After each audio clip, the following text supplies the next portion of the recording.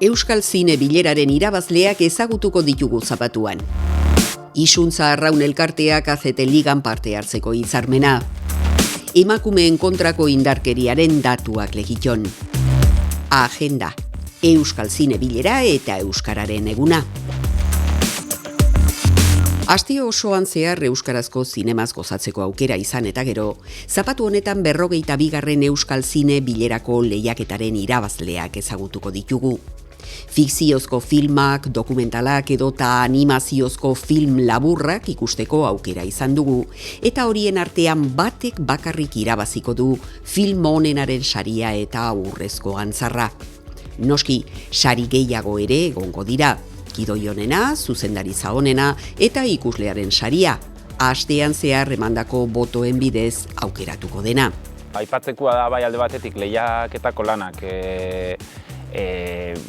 ikusi dugu zela astelehenetik ostegunera, hor proposamen oso desberdinak egon dizela, oso anitzak egon dizela da ipagarrizena, baita be ikusleen saria aukeratu ahal izan da hor zentzuan partaidetzia bultzatu dau, eta beste modu bateko partaidetzia bultzatu dau egileak eurak lekeitiora gonbidatzea, euren pelikulak aurkezteko. Sariak zapatuan iluntzeko 7etan ikusgarri zine aretoan egingo den ekitaldi berezian banatuko dira.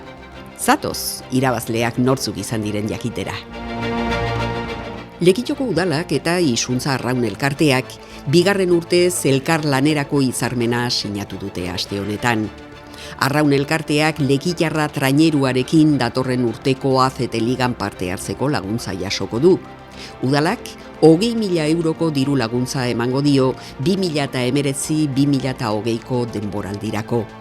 Baita ere, datorren denboraldirako isuntzako aldageletan hobekuntza obrak egiteko prozesua martxan dago. Udalak, obra hauek egiteko 106.594 euro bideratuko ditu.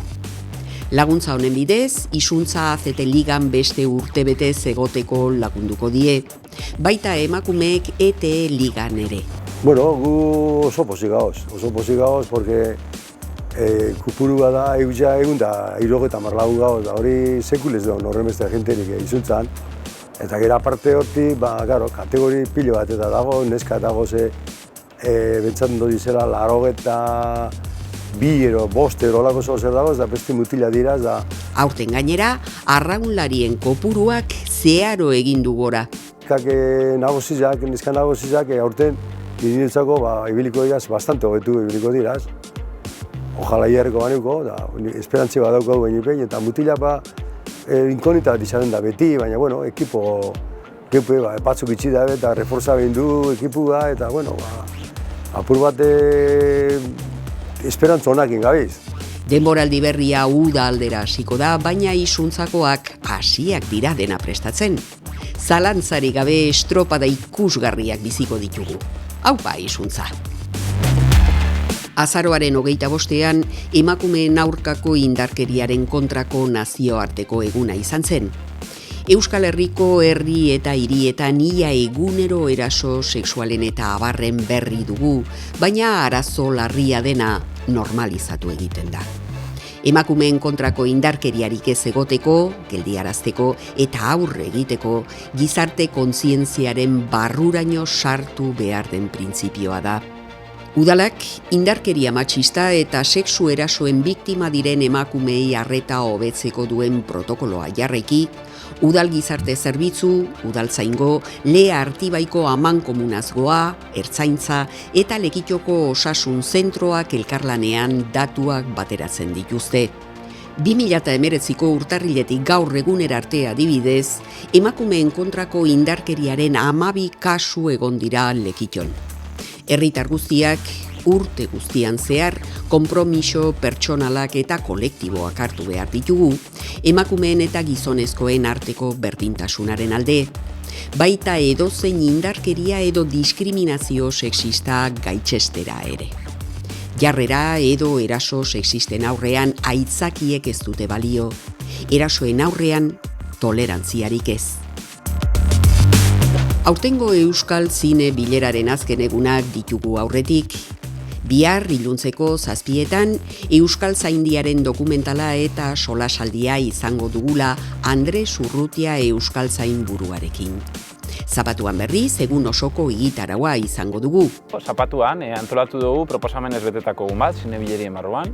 Zentzu hortan aipagarria da 12etan Atko aretoan egongo dela zinegile profesionalen topaketia, hemen elkartiak antolatuta. Gero 5etan Atko aretuan beba egongo da Benito Anzola sariko aurre aukeratuen pitching saio bat egongo da. Euren proiektuak aurkeztuko dabe.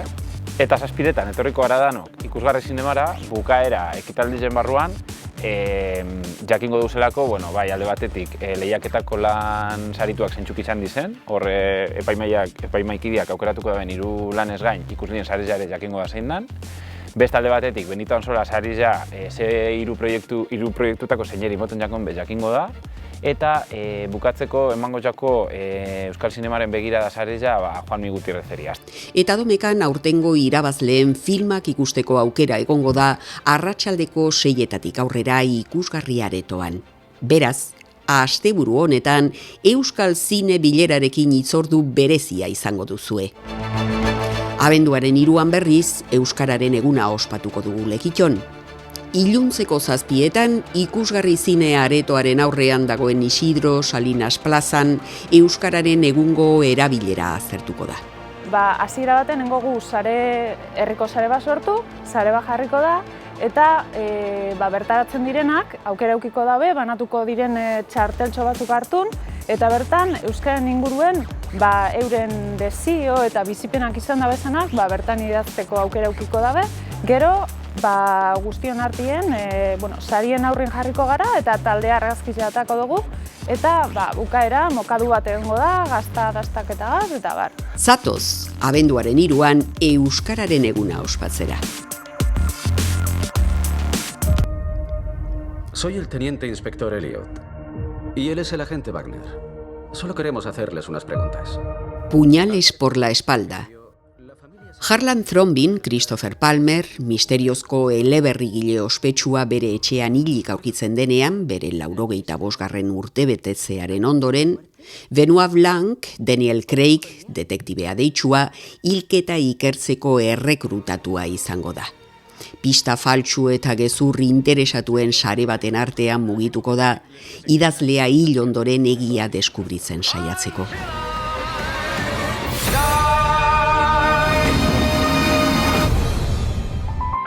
Eguraldia. Gaur euria egin du momentuka zaparrada mardulagoekin. Mendebaldeko haizea bolada gogor batzuekin ibili da eta tenperaturetan ez da aldaketarik izan. Bihar goizaldean euria egin ondoren giroak hobera egingo du. Goizeko lehen orduetan erabat atertuko du eta ostarteak zabalduko dira. Temperatura maksimoak ez dira askorik aldatuko. Zapatuan lehen orduetan ateri, baina eguerdian haizeak ipar mendebaldera egin eta eguraldia asko okertuko da momentuka zaparrada mardulekin. Temperaturek haize aldaketarekin batera bera egingo dute. Domekan giro euritsua. Haizeak lehenengo hegoaldetik prezipitazio txikia utziko du eta arratsaldean ipar mendebaldetik egin eta euri gehiago egitea espero da. Temperaturak ere asko jaitsiko dira. Giro nahasia beraz. Halere hurrengo asterako giro lehorra dator, baina temperaturak asko jaitsiko dira. Hurrengo asterarte eta ondo izan.